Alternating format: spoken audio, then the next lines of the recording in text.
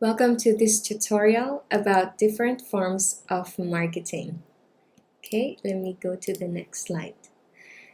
Have you ever wondered what's the difference between advertising, promotion, publicity, and public relations? Let's define them step by step while looking at an example of an effective marketing campaign. Okay, let's go to the next slide. So, let's say you want to promote a circus because you want to increase your sales, which is always the goal of our clients. Whether we are creating content or an article, the overarching goal is always to make a sale. So, you need to say the right message to the right people at the right time. Let's take a look at this circus, okay? Alright, if the circus is coming to town and you paint a sign saying, "Circus coming to town," that's advertising. In our world, a paid form of communication that promotes a product or service through media channels. Advertising is specific to media channels like Google, Bing, Facebook, Pinterest, YouTube. So that's why we have those Google advertising, Facebook advertising, etc. So you need to pay the company before you can endorse your products or your services. Okay, next slide. Promotions. Well, promotions is if you put the sign on the back of the elephant and walk it into the town. That's promotion. Or if the circus announces that they will be donating a portion of their proceeds to a local charity, that is also an example of promotion. It's a form of communication that aims to, give positive feedback, generate a good impression about your product or your service.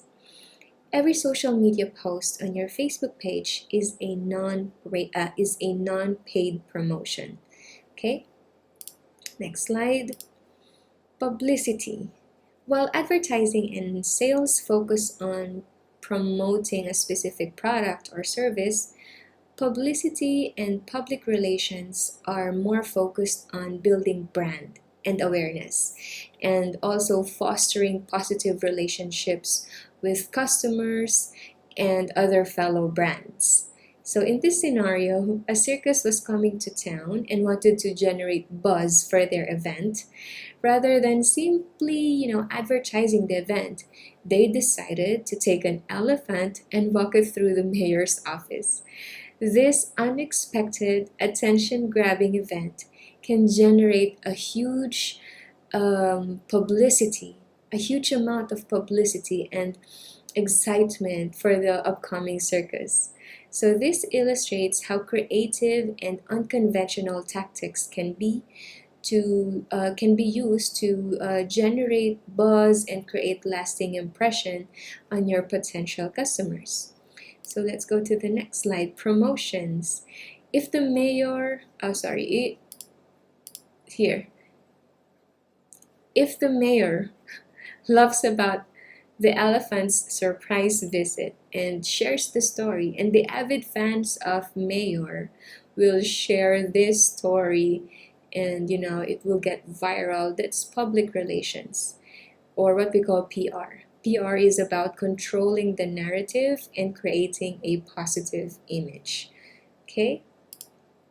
And so the circus day arrives. People are flocking to the venue, and you guide them through the various entertainment booths. You answer their questions, and they end up spending a lot of money. Okay, that's sales. That's the goal of all your marketing efforts. Okay, and that is what we call effective marketing.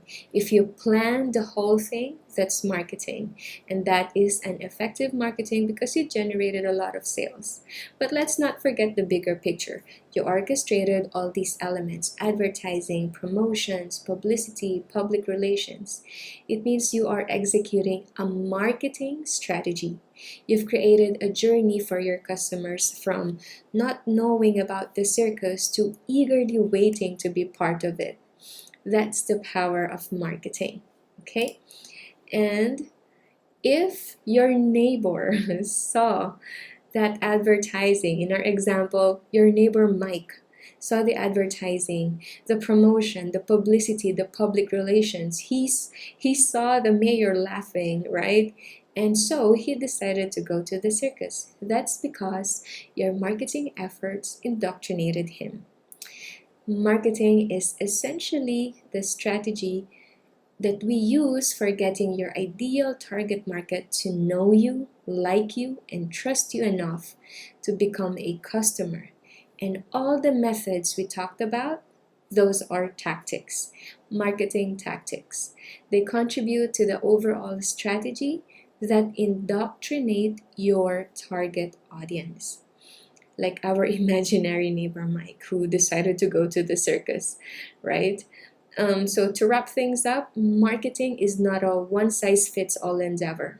It's a combination of various elements: advertising, promotions, publicity, public relations, and of course, sales.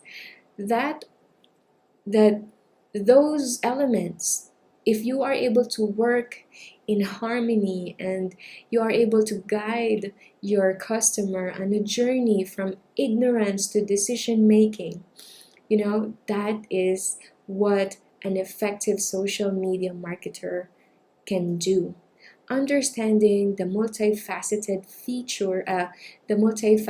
nature of marketing is critical for any business or event. That's why our role as social media marketers are crucial. We should be experts and not employees. All right, our services is needed, may it be a high tech startup or just a circus in town. All right, I'll be showing you here an example of organic social media publicity. These are real life examples, okay? Okay, so I don't know if you can see clearly the picture, but you can click, I'll be providing the slide, but if you click this link here, it will guide you to this Facebook post, and you will see that this is a form of publicity because I'm not actually, promoting a service or a product, but I opened up a conversation that is attention grabbing, it's unconventional, it generated a buzz, and I want that to have lasting impression. So in this example, I've joined the Facebook group. This Facebook group is so huge, and I even offered my services to the administrator of this group to be a moderator. I created a post which is somehow, trending. The topic is trending, but also controversial in the freelancing world. I asked about if we should take home-based jobs or work from home jobs that are below $2 an hour. It created 647 votes and 58 comments, really long comments and arguments, and some are even fighting me about this. And it made a lot of Facebook page visits because they got curious about who I am. And I left there a comment where I stand and about the topic. I wanted to make a lasting impression about who I am. So I made a stand that is, I said that it is hypocritical not to accept low-paying jobs, especially if you need it. If we work hard, clients will get the benefits, we get the learning. If we leave, the client lost that great asset because he lost you. And we are left, or we are living with all our skills together because we've worked with this company and we've learned, right? And somehow we were able to survive and support the family with that small amount. So that has always been my stand, and even after many years it will always be my stand. Okay, so next slide. Public relations. So in this, I attended to an event for a company taking care of freelancers' health insurance. This is advertisement, but for them, it's a paid advertisement for them because they paid me to attend the event. So I also use this opportunity to make public relations, to creating positive image. I also wanted to control the narrative that people like me who started small cannot take stages, and that I cannot take the stage and tell my story. I wanted to change the narrative. So this is a form of public relations. I showed here my involvement in the community and showing my connections and network. A lot of, fake gurus, I think, are in love doing this type of public relations, these PRs, these publicities, to the point that they get blinded of the limelight and they forget to serve their audience. And they actually do the opposite.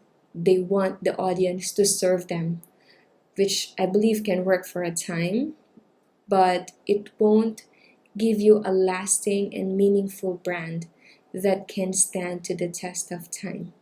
All right, so it is always the other way around. Serve your audience. Lastly, I wanted to show you here, these are the examples of social media promotions where I make it as engaging as possible. This is the most effective way to grow.